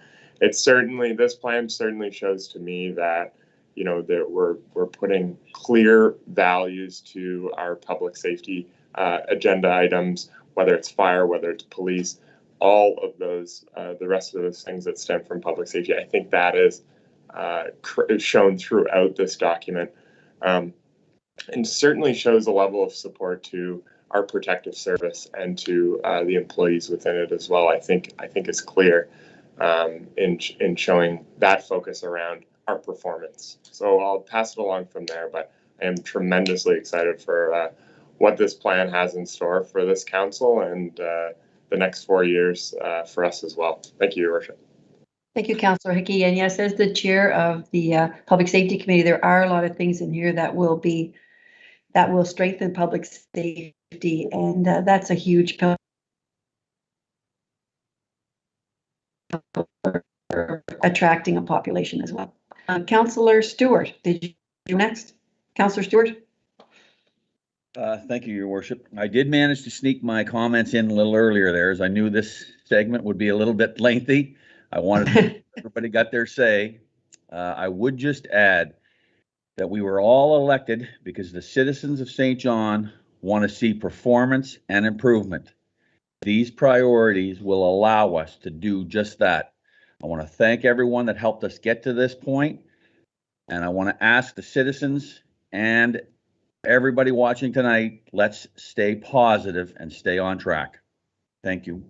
Thank you, Councillor Stewart. Good advice, and we're all on the positive track for sure. Councillor Radwan? Thank you, Mayor Rudin. This is a hard one, actually, I gotta say. First of all, thank you to Mayor and Council. I felt like this big, long exercise was great for us to do some team building, first of all, and I really felt like I wanted to hear about what each of you wanted to see for the city, what was important for you. The other thing, of course, that I'd like to do is to thank City Manager John Collin, Stephanie Rackley-Road. She never ceases to amaze me, actually. Her team and the entire senior management team. But then I'll tell you, throughout this process, I just kept racking my brain, and we kept talking and bringing up the Maslow's hierarchy of needs. And unfortunately, I do see that there are so many needs that are, just out there. You know, Councillor Harris is talking about affordable housing. It's one of them, obviously. You know, there's such a need for growth, and there's such a need to try to reduce our costs and to reduce our tax rates and all of those sorts of things. There's so many needs. And then to think about, what do people want? And I kept racking my brain thinking, you know, what do St. Johners need and what do they deserve? And the thing was, is every time I thought, what do they deserve? I just kept thinking about how much I was proud of my city and how much that I felt like they just deserve everything. And the challenge with that is everything costs a lot of money. So of course you still have to go right back to that budget. But I think that, you know, we do have a huge list that is just going to be incredible when these targets get hit. One of the, then we were all asked around the table, just for transparency's sake, what's your number one priority? And my number one priority came out as performance measurement. And the reason why I say performance measurement is because when you're measuring performance within the organization, then management is able to see where things are running very efficiently, maybe where they're not, where there might be extra training or coaching needed. Maybe if there's that's where you can figure out where there also could possibly be some red tape to get rid of, right? For example. So once, you know, and I know that many times managers can kind of look at their departments and figure those sorts of things out on their own. But when you have KPIs in place and you have performance measurement systems in place, it makes it a lot easier for managers to do that, especially when there's so many moving parts like they have in each of their departments, right? So that's why it was so important to me, because growing, being green, belonging, and moving is so important. So, you know, in order to be able to get all of those things going, you need to have a strong performance. So that's what it is for me. So, I mean, obviously affordable housing is right at the top of my mind, trying to help community groups, parks and rec, you know, obviously providing a safe neighborhood. Like Councillor Killen mentioned, you know, citizens were really at the top of our minds and conversations all the time, thinking, what are the needs? What are the wants? People really want to be able to have sidewalks, you know, traffic calming measures, all of those sorts of things to keep the neighborhood safe. So there was so many discussions about these things. And, you know, honestly, like, I think that we had some great discussion. There's a lot of really great priorities listed. So I encourage the public to take a look at that. And I think one of the most important things that's mentioned is the accountability and transparency. And that's what it boils down to is the citizens basically want to be able to know what's happening, where's the tax money going, right? And, you know, absolutely, you know, I'm so excited and I look forward to see the city manager's work plan. And, you know, we have our high expectations. You just look at these council priorities, but I feel very confident that the city manager and his senior staff are just an incredible group, that they're going to be able to deliver on those. Thank you, Councillor Redwan. You mentioned about the performance management program, and you're so right, because if we don't measure what we're doing, we'll never know if we're going to succeed. And that, I think, has been part of the success of the last couple of councils, as we knew where we wanted to go, and then we had measurable goals. We got to those measurable goals. So going forward, we've laid the groundwork. Away we go. We've got 23 fantastic initiatives and outcomes. I'm excited to see green on there, it actually written in ink. I'm excited to see the transit, you know, the redesign of the system. You know what, and I'll say to the public, we've used all verbs. Those are all verbs, so they're all action words. So there was a lot of thought in this whole process, and we're just ready to go. And I said when I was running, we're going to set this town on fire. And I just want to warn the chief, not literally chief, but we are going to set this town on fire. And this council is already started with these 23 fantastic initiatives. I want to thank all of my laterals on council. I want to thank staff. Stephanie Rackley-Roach, she always takes on these projects where she has to get us organized, and I think, how is she going to get us whittled down and rendered down to meaningful priorities, and she's done it again. So, and her team, they've been really great to work with. So, I guess now, city manager, or sorry, maybe, city clerk, are we going to vote on our priorities? Your worship, if I may, yes, there is a very simple motion that I'm going to ask Ms. Stephanie Rackley-Roche to put back up on the screen. And this will, with an assumed positive vote, this will lock in council's priorities. And my apologies, lock in is the incorrect term. Announce council's priorities. And of course, through a review process during your term, council priorities can be adjusted as you see fit. But the staff recommendation is that council pass a resolution that common council endorse its council priorities 2021 to 2025. And with that, if we could get a mover and a seconder, and we'll take the screen back down. Thank you, Ms. Roach. Okay, all I can see is Councillor Hickey and Councillor Stewart, so I have to go with those two. Thank you. All right, so we've got the motion on the floor. All in favor? Or sorry, on the question, all in favor? Contrary minded?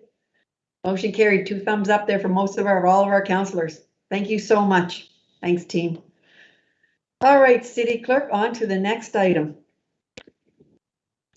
Yes, your worship. So next item is 13.1 on your agenda, and it's a committee report from Growth Committee, Ethnocultural Grant Pilot Program, and Chair Killen will provide an overview. Hello again. I'm just going to go really quick back to my notes here. All righty. So this is pretty exciting motion that came out of the Growth Committee recently. Just scrolling down here.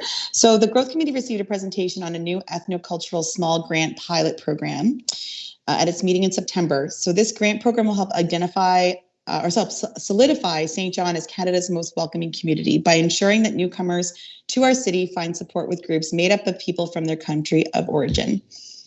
Growth Committee approved the Ethnocultural Small Grant Pilot Program in principle with a budget of up to $20,000 from the Succeed and Stay program, directed staff to bring a policy statement and concept to council for approval. So tonight, staff have brought forward the policy statement for council's approval. If adopted, staff intends to roll out the pilot program next week and will share the application and guidelines with potential applicants through a broad-based grassroots effort, as well as making the form available on the city's website. The program will run until March 2022, and the staff will return with a report on the program at that time. Ms. Jennifer Walshutz is here with the Growth Projects Office and is available if council has any questions. And just a reminder, the motion is that we approve the policy statement for the Ethnocultural Grant Program. Councillor Killen, maybe can I get you to read the policy statement? Have you got it there? Okay, I think I may have to defer to either, Jennifer or David for that. Okay, perfect. Councillor Radwan, do you have a question for staff? No, I mostly, thank you, Mayor Rudin. No, I mostly had a comment. Sure. So for anybody who has not looked at the council packet, this basically is funding that's out there to help establish associations and create awareness of them, and for different groups of diversity. And I just think it's such a positive step forward. And I just want to thank the Growth Committee for bringing this forward.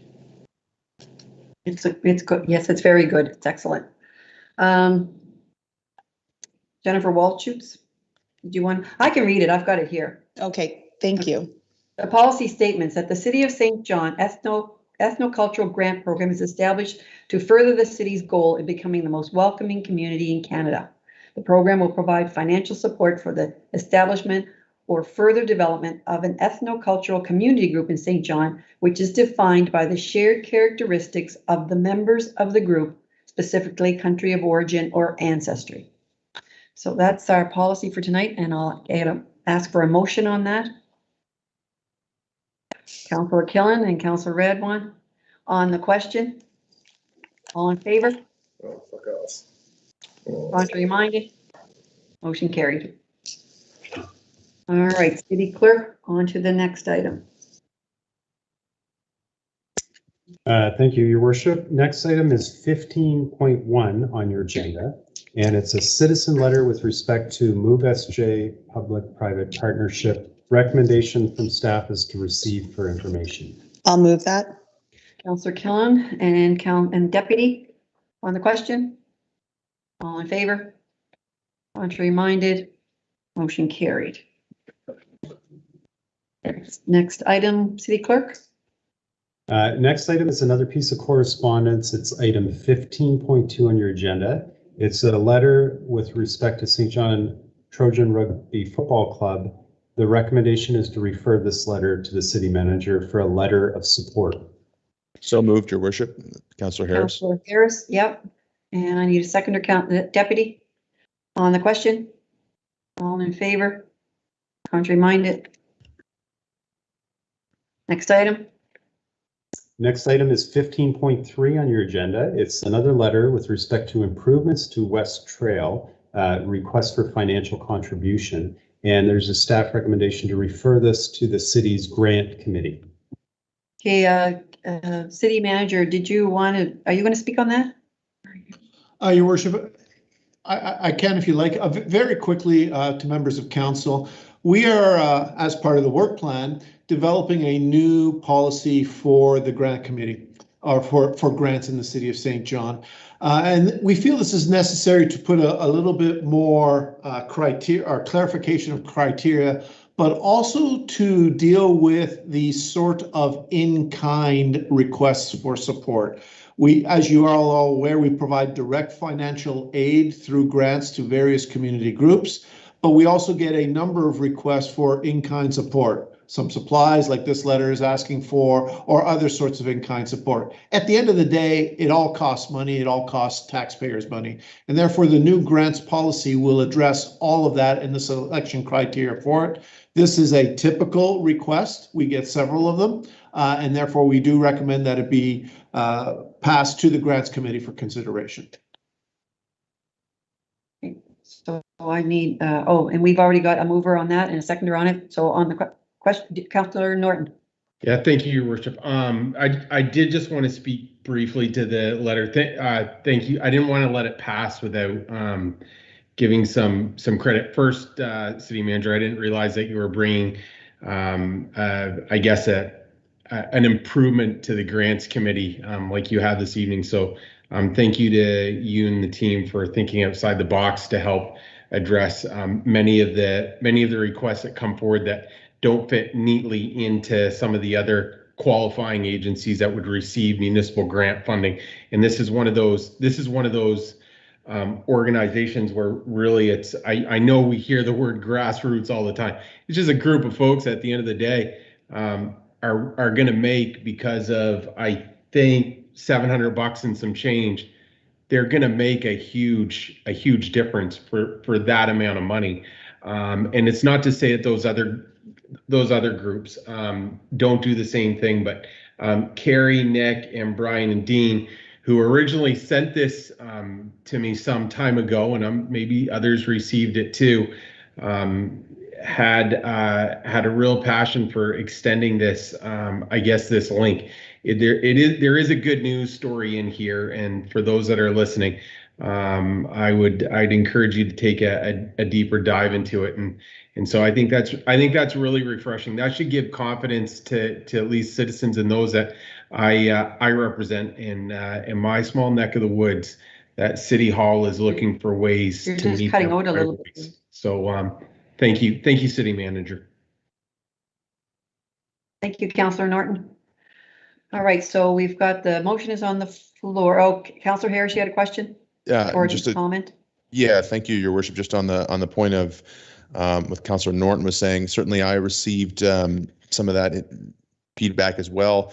I remember getting a message from Nick Cameron, who helped lead some of this when I was working at doing the tool library stuff, and they got a request for a bunch of tools to go out there and clear a bunch of this trail, and then the city shipped in the green team, or sorry, the green machine, and then, Councillor Norton's talking about this proposal for some funding for this.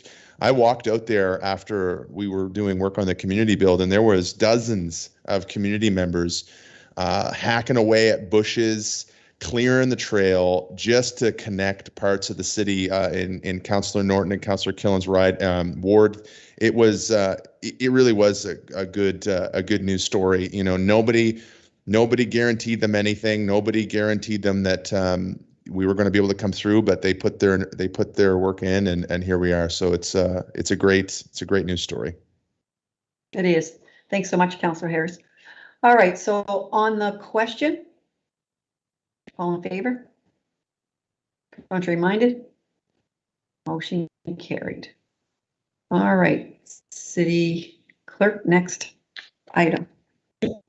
Your Worship, 2 small items left. They're recommendations from Committee of the Whole. The first one would be 17.1 on your agenda, and this is regarding South Willow Development Agreement of Purchase and Sale. And the resolution for Council's consideration is that the City of St. John enter into an agreement of purchase and sale with South Willow Developments in the form as presented to Committee of the Whole at its October 18th meeting, and further that Mayor and Clerk be authorized to execute the said agreement of purchase and sale. Okay, so I need a motion for that. Now, hang on here. I've got to get my participants on the go here. I'm just looking for somehow. Now my screen has only got, I can only see you, John. Excuse me. Well, Your Worship, you had several members raise their hand to move and second it. So if I can be of assistance, you have the Deputy Mayor and Councillor Stewart. Right. Sounds good. On the question then, I don't see any hands up. All in favor? Contrary minded? Motion carried. Okay, and the next item? The final item, Your Worship, is another recommendation from Committee of the Whole. This would be item 17.2. It's an executive, it's a Malta Inc. option agreement resolution, and it would read that the city enter into an option agreement with Malta Inc. in the form as presented to Committee of the Whole on October 18th regarding purchase and sale of 30 acres of parcel of land at McAllister Industrial Park, and that the mayor and clerk be authorized to execute the said option agreement and any document necessary to effect said option. Okay, so I'll need a motion. Councillor Radwan, are you motioning? Councillor Lowe on the motion. You're going to motion account. Okay, you've got a question, Councillor Radwan? Yeah. I'm going to get the motion on the floor. Hang on for a second. I got Councillor Lowe who's going to move the motion, and I need a seconder on the motion. I got Councillor Hickey. Okay, on the question, Councillor Radwan, Malta. Yeah, just a quick question. Thank you, Mayor Reardon, to the process. So, City Clerk, I'm just wondering, when we add these items, does it end up on the website after? Like, will the public get to see 17.1 and 17.2 in detail if they look it up after? Your Worship, yeah, I'm happy to answer that. So there is a procedure that involves any items that are added from Committee of the Whole. There'd be a summary staff report that summarizes the item that was discussed and closed, as well as the resolution. And that document is added to the agenda usually within 24 to 48 hours after the council meeting. And we provide it upon request if the media needed it in advance. Wonderful, thank you. Okay, so we have it on the floor, and all in favor? Contrary minded? Motion carried. All right, next item. Next item. That was the final item. You were. Motion to adjourn. Motion to adjourn from Councillor Harris and from Councillor Lowe. On the question, all in favor? Contrary minded? Thank you, everyone. See you in a couple of weeks. Great work tonight. Very positive, very positive.